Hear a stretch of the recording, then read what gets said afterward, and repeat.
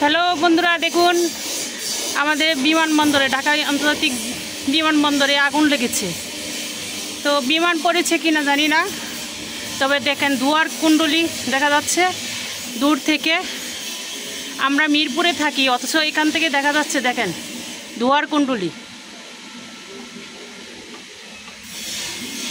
আল্লাহ জানে ওখানে মানুষজন আছে কিনা। আল্লাহ সবাইকে হেফাজত করুক, সুস্থ রাখুক। কি হচ্ছে আল্লাহ জানে। এদেশের অবস্থা এখন করুন, বোঝাই যাচ্ছে।